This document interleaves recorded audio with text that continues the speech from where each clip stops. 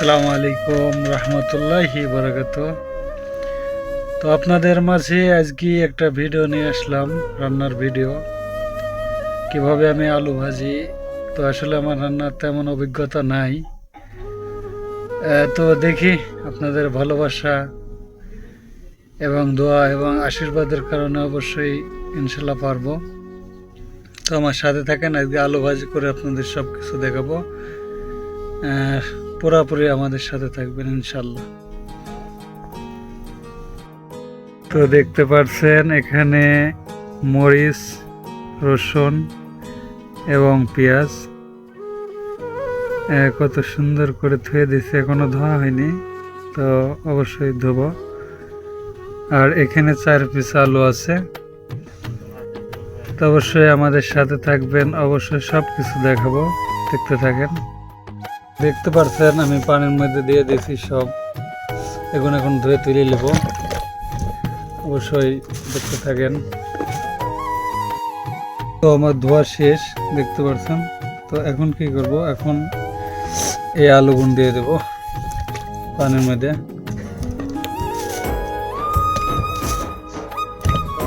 এবার আলুগুন অবশ্যই কেটে দেখাবো, সাথে থাকেন। তো দেখতে পাচ্ছেন আমি এরকম ফালা ফালা করে কেটে দিচ্ছি, অবশ্যই কুচি কুচি করবো। তো যে কাটবেন আমি ফালা ফালা করে কেটে নিয়ে তারপর কুচি কুচি করে কাটবেন। তো সাথে থাকেন, আরও দেখাবো কেমন করে আমি কাটাকুটি করে, অবশ্যই দেখাবো। তো দেখতে পাচ্ছেন এমন কুচি কুচি করে কেটে নেবেন আপনারাও, অবশ্যই খুব ভাজিটা ভালো হবে। তো আমি সবগুলো এখন কেটে নেব, অবশ্যই আমার সাথে থাকবেন, ভালো লাগবে। তো দেখতে পাচ্ছেন আমাদের কাটা শেষ হয়ে গেছে আলু। এখানে পেঁয়াজ মরিচ কাটা শেষ, এখানে রসুন কুচি। অবশ্যই আমি এখন আলুটা ধুয়ে নেব, সাথে থাকবেন। তো দেখছেন আমাদের আলুটা কত সুন্দর করে পাতলা পাতলা করে কেটে নিয়েছি, এবং সাথে রসুন কুচি, পেঁয়াজ কুচি এবং মরিচটা কুচি করে কেটে নিয়েছি। তো আমাদের এবার রান্নার পালা। তো আমি এবার হাঁটি হাঁটি করে চলে যাই রান্নার চুলার কাছে, অবশ্যই আমাদের সাথে থাকবেন, দেখাবো পুরোপুরি রান্নাটা। দেখতে পাচ্ছেন এমন করে কেটে নেবেন। তো যাই হোক, চলে এসেছি, কড়াই দিয়েছি আগুনে। তো এরপর আমি একটু তেল দিয়ে দেবো। ভাজিতে খেতে হয় তেল বেশি, অবশ্যই জানেন। এরপর আমি 2টা তেজপাতা ছিঁড়ে দিয়ে দেবো।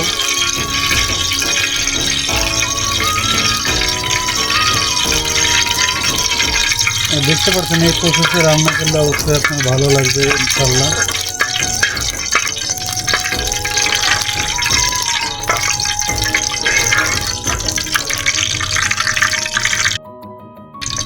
তো দেখেন আমি দিয়ে দিয়েছি, এরপর দিয়ে দিব পেঁয়াজ মরিচ এবং রসুনের কুচি।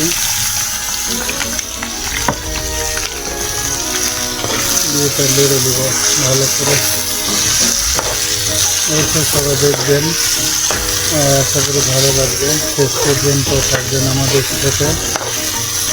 তো এগুলো কষানো হয়ে গেলে হালকা একটু লাল লাল ভাব আইলে তারপর আমি আলুটা দিয়ে দেবো। তো দেখছেন ফুটান্ত তেলে টকবক করে ফুটছে পেঁয়াজ মরিচ এবং রসুন।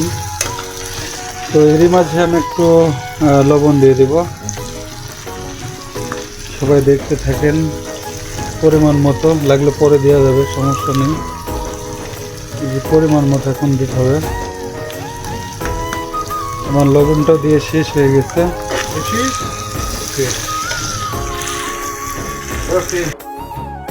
তো যাই হোক, দেখতে পাচ্ছেন আসলে মেলা লাল করবো না, লাল লাল করলে পুড়ে যাবে। তো আমি এখনই দিয়ে দিব আলুটা, অবশ্যই সাথে থাকবেন। তো আমি আলুটা দিয়ে দিলাম, অবশ্যই দেখবেন, এই প্রসেসিংয়ে রান্না করবেন, আসলে ভালো লাগবে ইনশাল্লাহ। তো আমার আলুটা দেওয়া শেষ হয়ে গেছে, অবশ্যই সবাই দেখতে থাকেন, সাথে থাকেন। দিয়ে একটু নাড়াচাড়া করতে হবে ভালো করে। তো দেখতে পাচ্ছেন আমি একটু দিয়ে লাড়াচাড়া করছি। তো লাড়াচাড়া করার পরে এখনও কিন্তু আমি হলুদ এবং অন্যান্য কোনো জিনিসই দেই নাই। তো অবশ্যই দেখতে থাকেন ইনশাল্লাহ শেষ পর্যন্ত। তো যাই হোক, এর সাথে আমি আর একটু হালকা জিরা দিয়ে দেবো পরিমাণ মতো, যে যতটুকু লাগবে ততটুকু দেবেন। তো আমার যতটুকু লাগবে অবশ্যই আমি অতটুকু দিব। দেখতে পাচ্ছেন জিরাটা দিলে অনেকটা ফ্লেভারটা ভালো আসছে, আমি একটু জিরা দিয়ে দিলাম। দেখতে পাচ্ছেন গাইস, এবার একটু লড়াচাড়া করে দেবো। তো যাই হোক, দেখতে পাচ্ছেন আমি এখন হালকা হালকা করে হালকা একটু মিক্স মশলা দিয়ে দিলাম পরিমাণ মতো। একটু হলুদ দিয়ে দিলাম পরিমাণ মতো। তো যা যতটুকু লাগবে অতটুকু দিবেন। দিয়ে আমি একটু লাড়াচাড়া করে নেব। অবশ্যই তাহলে কালারটা ঠিক হয়ে যাবে। আশা করি সবাই বুঝতে পারছেন। তো ফাইনালি আমার সব দেওয়া হয়ে গেছে, হলুদ, হালকা মিক্স মশলা, জিরা, পেঁয়াজ, মরিচ, রসুন এবং আলু। তো আমরা দেখতে থাকি, যতক্ষণ না হয় ততক্ষণ দেখতে থাকেন, আশা করি ভালো লাগবে পুরো রান্নাটা। তো দেখতে পাচ্ছেন জালটা, আসলে জালটা অনেকটাই কমাই দিয়েছি, হালকা জাল জ্বলছে, কেননা জোরে জাল দিলে হয়তো বা এটা নষ্ট হয়ে যাবে, লেগে যাবে। তো দেখতে পাচ্ছেন এখনকার ফ্লেভারটা কেমন এবং কালারটা কেমন। আসলে আমাদের প্রবাসী রান্নাটাই এমন। অবশ্যই দেখতে থাকেন পুরোপুরি ভিডিওটা। তো দেখতে পাচ্ছেন ভিউয়ার্স, আমার আলুটা ভাজি হয়ে গেছে। তো আমি এক সাইড করে দিয়েছি, যে বাকি তেল অবশিষ্ট তেলটুকু এক সাইডে চলে যাচ্ছে। অবশ্যই দেখতে থাকেন, এখন আমি তুলে দেব। তো দেখতে পাচ্ছেন ফাইনালি আমার আলুটা ভাজি হয়ে গেল কত সুন্দর করে।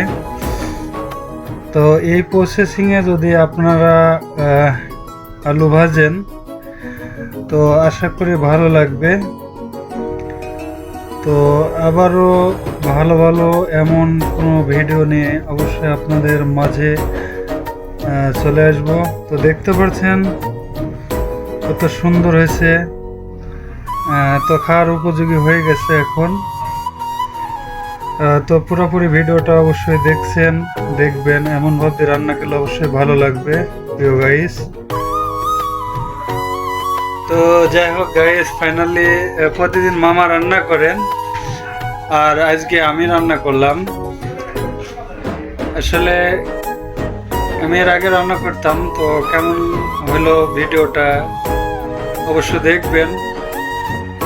আর আপনারাই আমাদের অনুপ্রেরণা, যদি আপনারা ভালোবাসা দেন, এসে ভালো ভালো ভিডিও অবশ্যই আপনাদের মাঝে তুলে ধরবো আমি, পাগলা দেওয়ান, ইনশাল্লাহ।